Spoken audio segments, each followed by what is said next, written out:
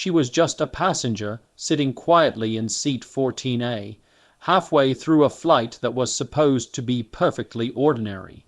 The engines hummed with a steady rhythm, food trays clicked, and passengers around her settled into comfortable silence.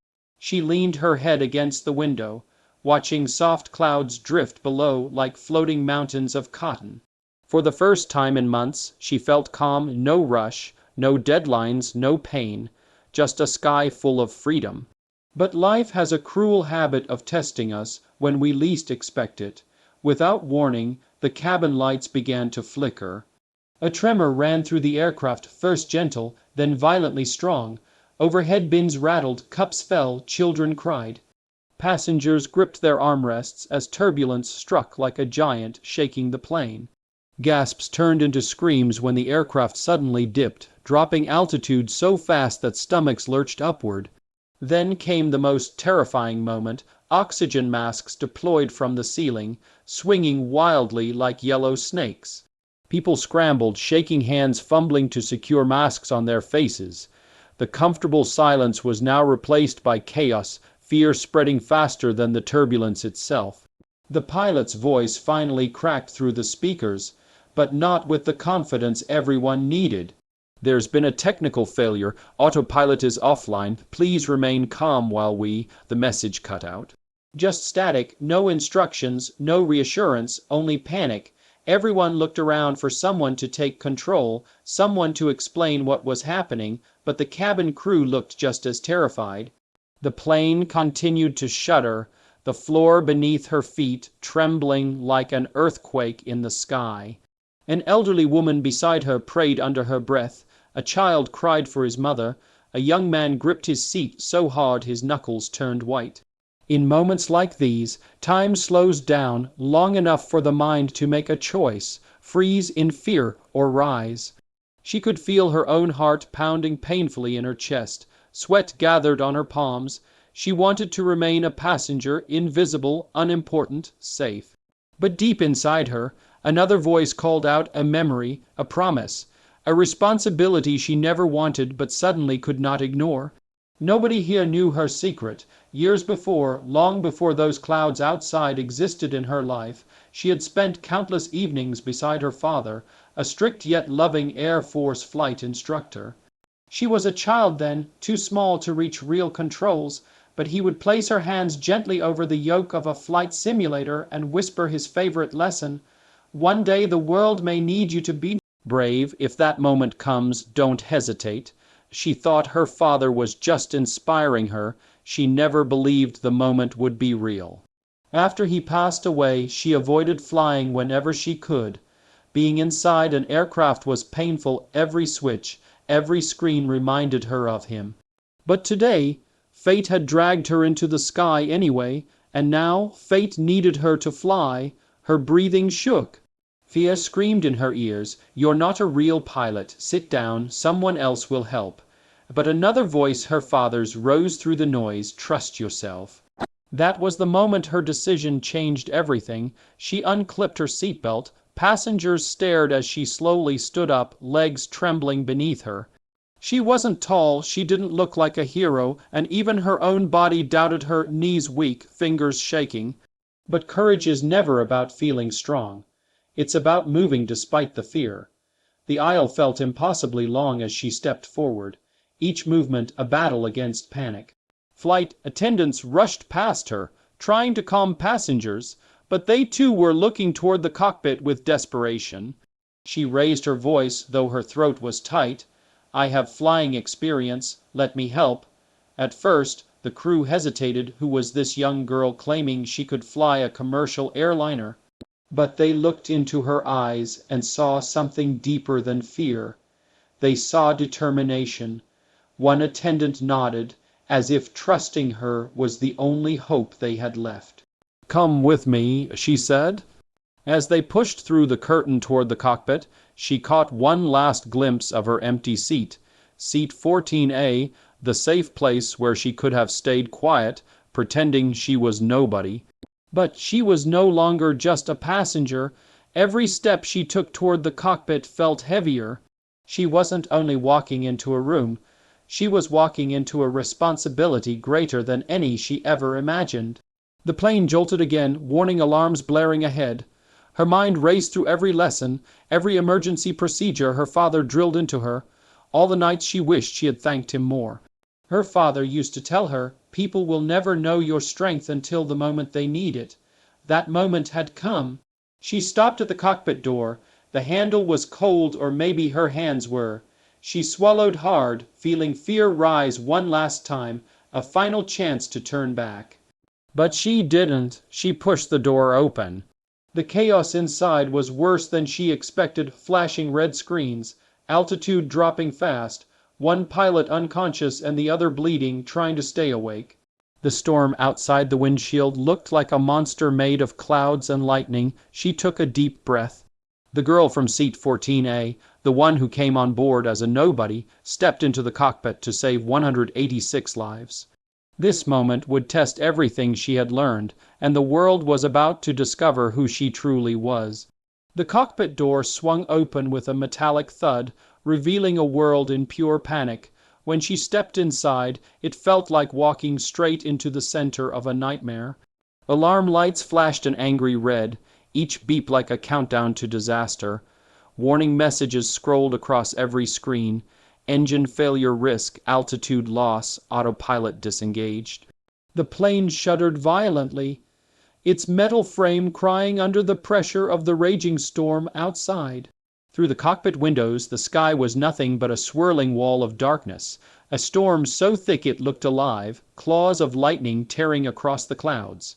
This was not a place for passengers. This was a battlefield. One pilot lay slumped over the control panel, unconscious, his headset dangling uselessly.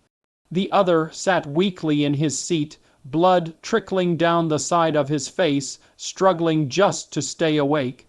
His uniform, the symbol of confidence to every passenger, now looked like a costume on someone barely holding on.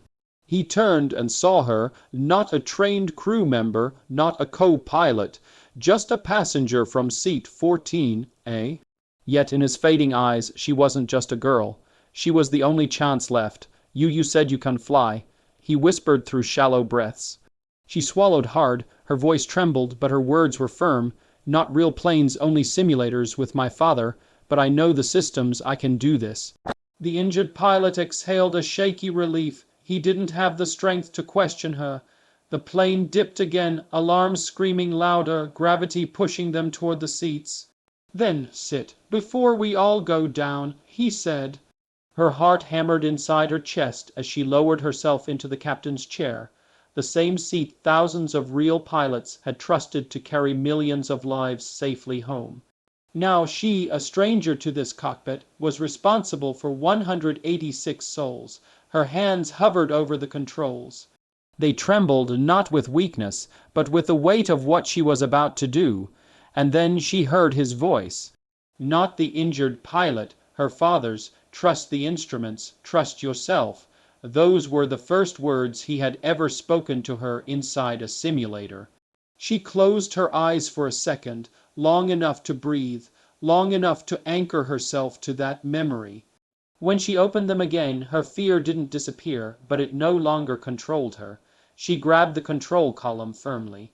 The entire plane jolted sideways as turbulence slammed against it like a tidal wave.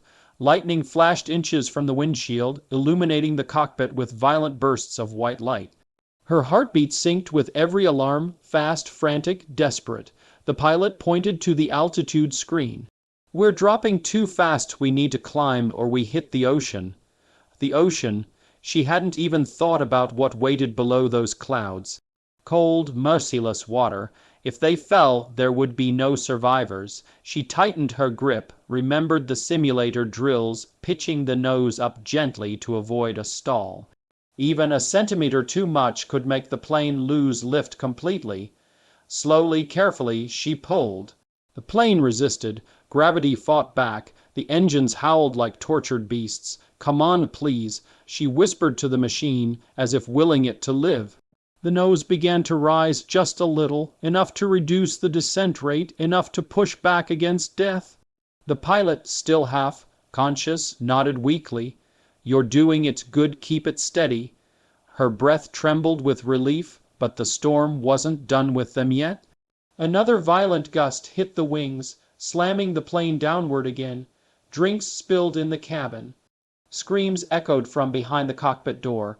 She could almost feel the terror of the passengers, mothers clutching children, strangers holding hands, people begging through tears. Every alarm, every jolt reminded her, one mistake and they all die. Her eyes scanned the controls systems she had studied 100 times on a screen, but now they were real, solid, frozen in warning mode. Her father used to quiz her, "What do you check first when everything goes wrong? Stabilize the aircraft," she would reply. "Good, first you stop the fall, then you fly. Okay, step 1, stop the fall, step 2, fly the plane." She steadied her breathing, blocked out the chaos, and focused on the altitude indicator, the artificial horizon, the engine levels.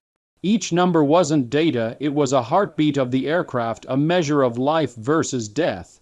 The injured pilot leaned closer, his breath shallow.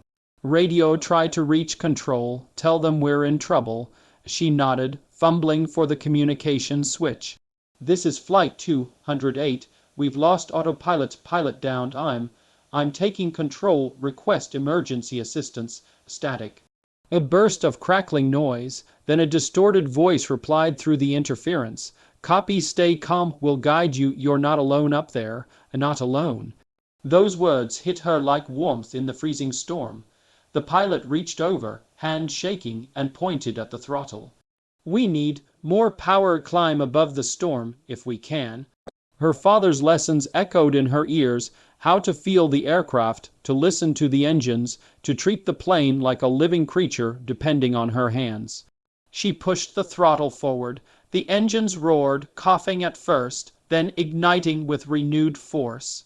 The plane clawed its way upward, battling the storm like a wounded bird refusing to fall. The storm raged, thunder boomed, wind screamed, but she kept going, inch by inch, second by second. Every moment she survived was a victory carved out of fear. Then something changed, the shaking eased. The alarms slowed, the thunder softened, the plane broke through the clouds into open sky, a sudden world of clear light above the storm's violence. The sunlight reflected off her tear-filled eyes. For one brief moment, everything was still peaceful, almost beautiful. She wasn't safe yet, not even close, but she had won the first battle. She looked over at the injured pilot. His head rested back, exhaustion closing his eyes. But he was smiling a weak but grateful smile. "You saved us," he whispered, "but we still need to land." The runway was miles away, somewhere beneath the monster of a storm they had just escaped. And she would have to dive right back into that darkness to reach it. Her hands tightened on the controls. Fear returned, but this time she didn't let it stop her. She remembered another piece of wisdom from her father. Bravery isn't flying through a clear sky. Bravery is flying through the storm anyway. She took a deep breath, looked straight ahead, and prepared for the next challenge. She was no longer a hidden passenger. She was the pilot now, and 186 lives were counting on her. The moment they cleared the top of the storm, the brief calm felt like a lie, a thin breath of safety before chaos returned.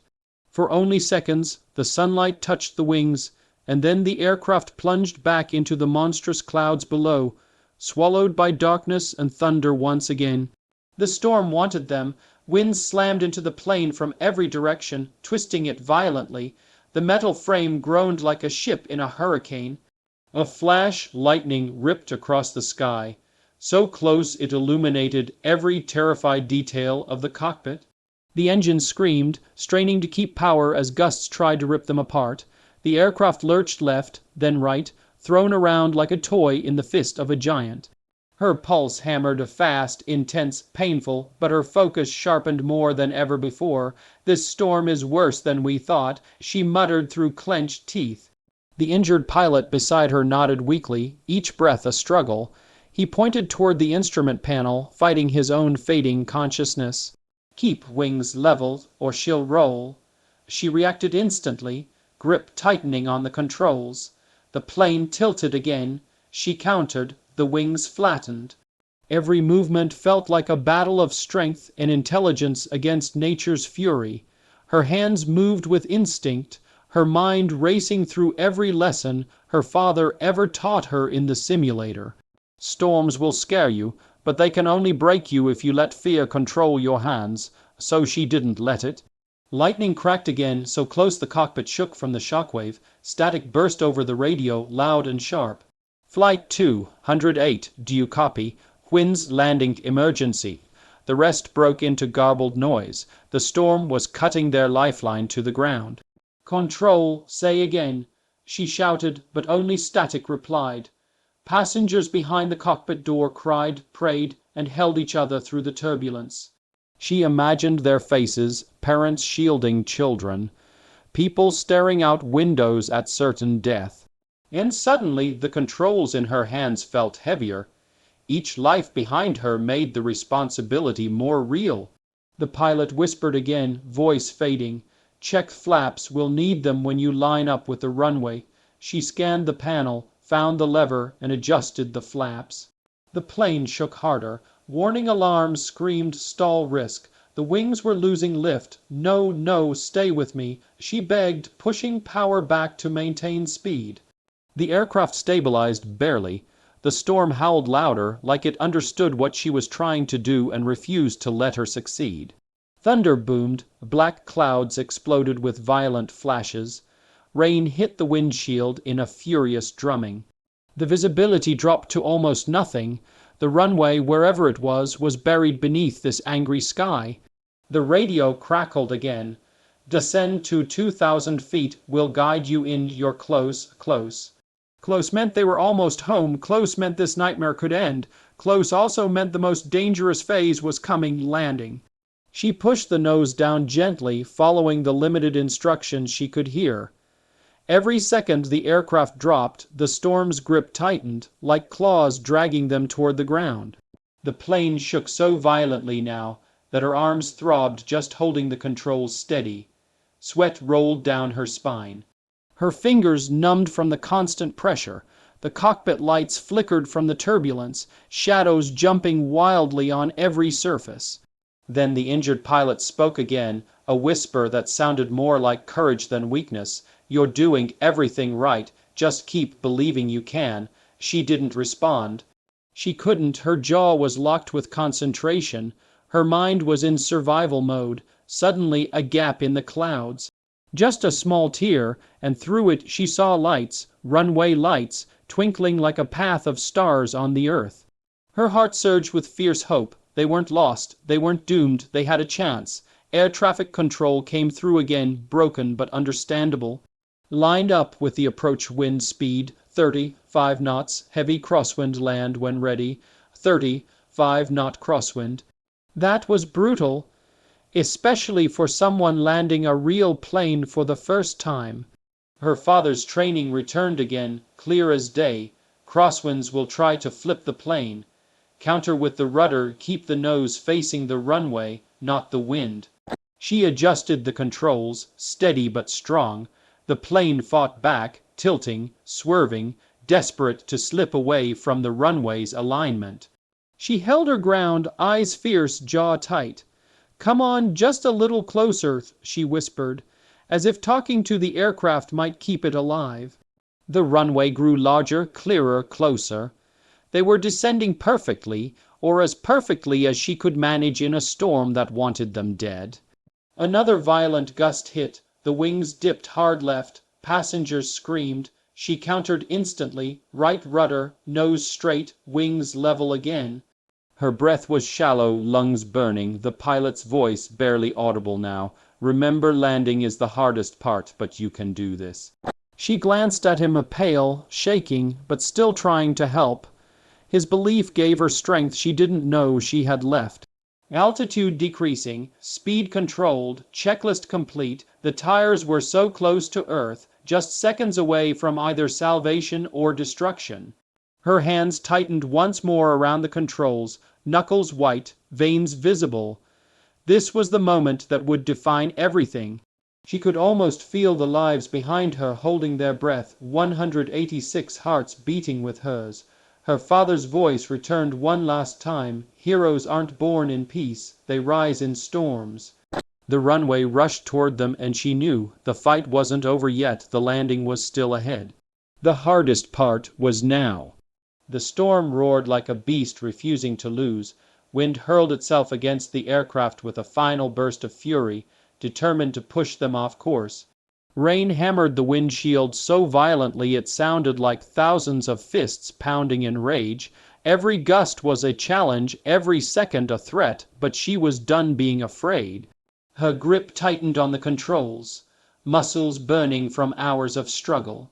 She aligned the nose of the aircraft with the glowing runway stripes ahead, the only promise of safety in the endless darkness below.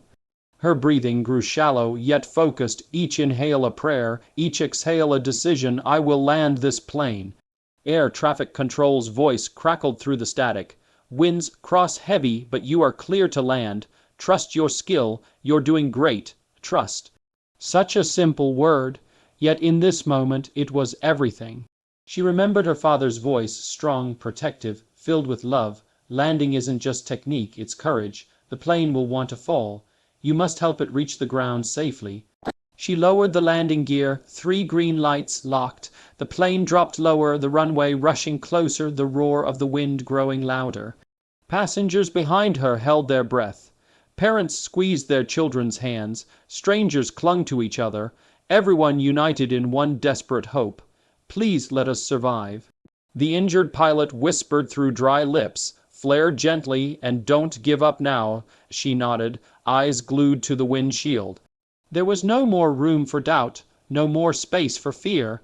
There was only the moment, the most important of her life. The ground was seconds away. 5-4-3 impact. The wheels slammed against the runway with a bone-shaking bounce. Gasps erupted from the cabin. Her heart jumped into her throat. Too hard, she thought.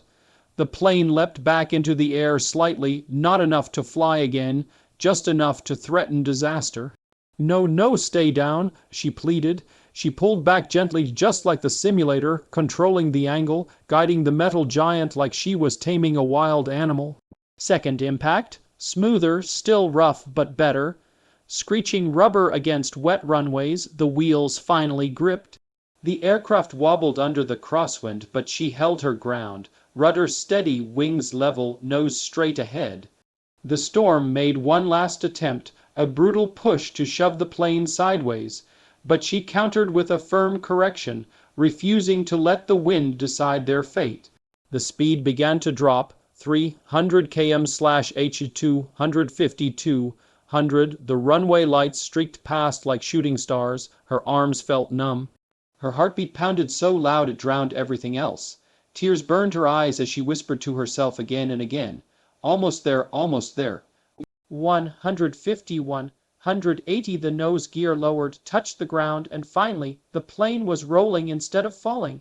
Brakes on, flaps up, spoilers deployed. The screams behind her slowly turned into silence, a silence filled with disbelief. 60, 40, 20. The plane slowed enough for her mind to catch up. They were alive, every single one of them. The aircraft came to a final, gentle stop at the end of the runway, then silence, an enormous, surreal silence, like the world had stopped to acknowledge what just happened.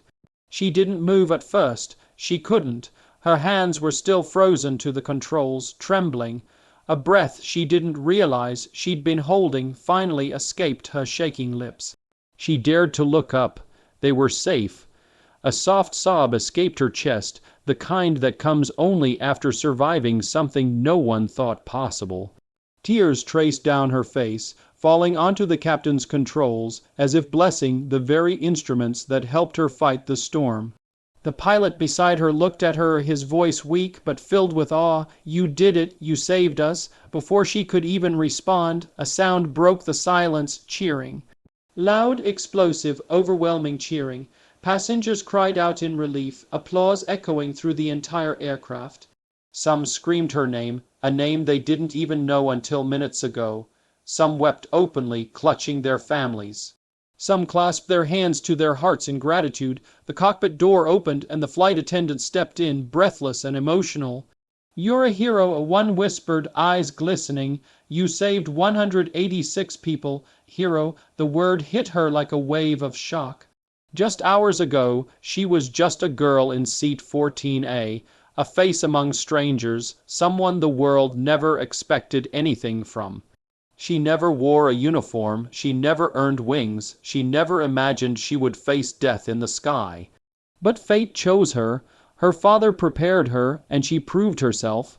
She stood on shaky legs, and as she stepped out of the cockpit, the passengers rose to their feet. Applause thundered around her, louder than the storm had ever been. Some reached out to touch her arm, others bowed their heads in respect. She couldn't stop crying, not from fear anymore, but from pride, from relief, from the sudden truth that changed everything. She wasn't a passenger anymore. She was the pilot who took control. She was the courage in the darkest hour. She was the reason 186 families would go home tonight. Outside the plane, the runway lights flickered through the clearing storm clouds. Ambulances and fire trucks rushed toward them, but none of that mattered right now. She looked up at the sky, the same sky that tried to take everything, and whispered, "Thank you, Dad, I did it." In the darkest storm, she found her strength.